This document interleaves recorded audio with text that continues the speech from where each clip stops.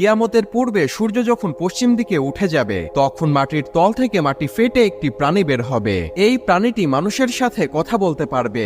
এই প্রাণীটির হাতে থাকবে মূসা আলাইহিসসালামের লাঠি এবং আঙ্গুলে থাকবে সুলাইমান আলাইহিসসালামের আংটি। এই প্রাণীটি বের হয়ে গোটা পৃথিবীতে ঘুরে বেড়াবে এবং তার হাতে থাকা সুলাইমান আলাইহিসসালামের আংটি দ্বারা যেই সকল ব্যক্তি আল্লাহকে অস্বীকার করেছে তাদের কপালে কাফের লিখে দিবে এবং যারা আল্লাহর উপর ঈমান এনেছে তাদের কপালে মুমিন লিখে দিবে। সেই সময় পৃথিবীর অবস্থা এমন হবে, একজন মুমিন আর একজন মুমিনকে দেখে চিনতে পারবে এবং একজন কাফের আর একজন কাফেরকে দেখে চিনতে পারবে। কিন্তু সেই সময় কাফেররা চাইলেও আল্লাহ তাআলার কাছে তওবা করতে পারবে না, কেননা সূর্য সেই সময় পশ্চিম দিকে উঠে যাবে আর সূর্য পশ্চিম দিকে উঠে যাওয়া মানে তওবার দরজা বন্ধ হয়ে যাওয়া।